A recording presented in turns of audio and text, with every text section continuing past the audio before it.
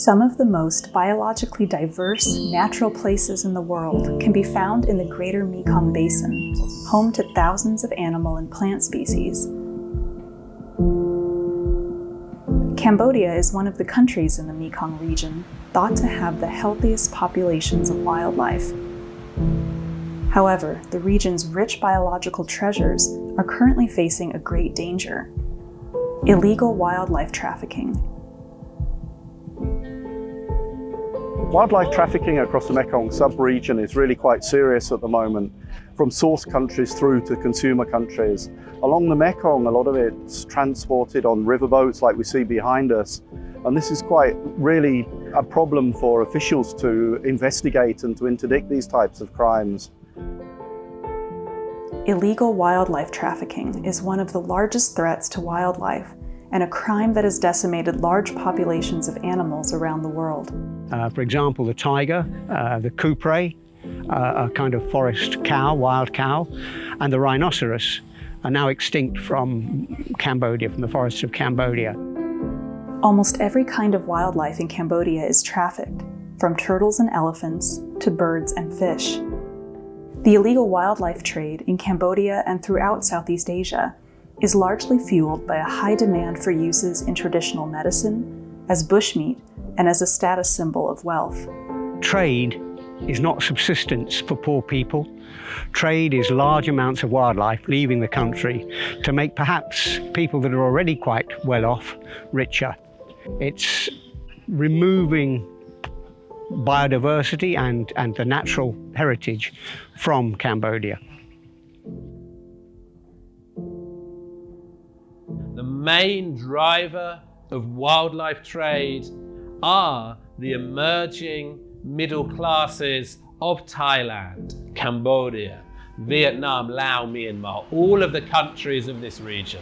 For example, here in Cambodia, one of the main things Cambodian tourists do when they go to Mondulkiri is eat wild meat. People who are eating wild meat don't understand how it is caught.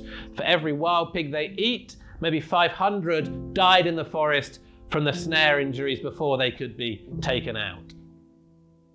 It is this indiscriminate killing of wildlife for medicine, bushmeat, and other products that has caused wildlife populations, such as the endangered Saurus crane, to decline to less than 1,000 birds, and the endangered Mekong giant catfish, one of the world's largest freshwater fish, to be illegally harvested and traded to restaurants as a rare and exotic food.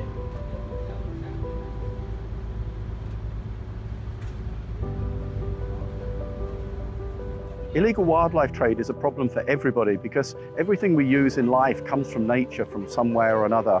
So although this is not affecting us right now, we might find in the future when there's something we need, it's no longer there. People talk too much about the solution, but the simple, the only way, but a simple but very important way that people don't consume the wildlife product, the pangolin meat or the pangolin scale or any kind of products from the wildlife. When the people not consume and the demand decrease, so the provider like the hunter and the trader will be decreased and let more chance to survive for the pangolin and all the animals. ជាពិសេសដែលសត្វដែលទើបរងគ្រោះពីការជួញដូរហើយយើងចាប់យកមកដល់ខ្ញុំឃើញទៅសត្វប្រភេទសត្វនឹងដូចថាមានទឹកភ្នែកមានអីអញ្ចឹងទៅខ្ញុំមានអារម្មណ៍មួយថាអាណិតសត្វនឹងជាខ្លាំងមិនថាមនុស្សយើងឬក៏សត្វទេតែងតែចង់រស់ដល់ពេលធម្មតាយកមកដល់គ្នាធ្លាប់តែរស់ដោយសេរីភាពរបស់វាយើងយកមកដាក់ទ្រង់តូចយកមកវាអារម្មណ៍មួយមិនសូវជាសប្បាយចិត្ត Many people think that nature is just here for us to totally exploit, for us to cut down a tree to sell the wildlife. But actually the long-term value of all of these products is far more than the market value of selling it today, because the value is only going to increase into the future.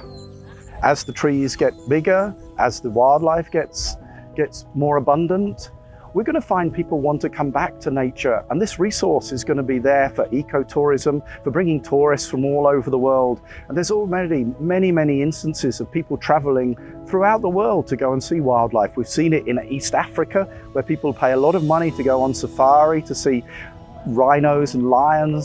Why? in years to come, can they not be paying that same amount of money to come and see elephants and gibbons and tigers in Southeast Asia? A number of studies recently in both Cambodia and South Asia have suggested about $2,000 per hectare per year, which when you add up across the vast amounts of this country's forest, it's a phenomenal amount. But if this is lost, the country will be immeasurably poorer. You just have to see the natural disasters that befall other countries in this region that are often directly linked to deforestation. Droughts and landslides and floods, and therefore sustainable long-term economic development of this country cannot occur unless the natural resources are properly valued.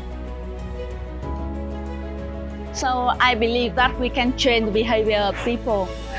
Every people have compassion to animal and emotion to animal. So our work is how to awake their compassion and evoke their emotion. And some local community and parents and teachers come to talk to us that sorry that now it's too late to know about this special animal, but it's better than never. It's obvious, the impact that man has had on wildlife throughout the world.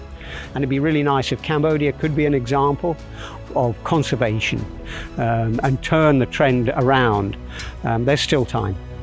បើសិនជាយើងមិនខ្វល់អំពីរឿងសត្វព្រៃខ្ញុំទាំងគេទាំងប្រជាពលរដ្ឋដែលនៅក្នុងប្រទេសកម្ពុជាទាំងមូលនឹងបាត់ប្រភេទសត្វទាំងនោះហើយយើងនឹងអាចមិនឃើញដូចប្រភេទសត្វផ្សេងៗដែលបាត់ឈ្មោះហើយឃើញតែរូបថ្ម It is clear that in order to conserve imperiled wildlife and to allow future generations to come face to face with a real-life pangolin or Mekong giant catfish, we need to protect the special animals that exist in the Mekong region.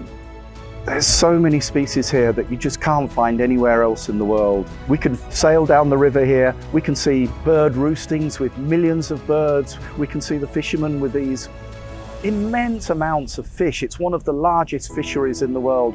This is something that we really have to preserve. This is something that's to be celebrated and maintained for our children and our children's children.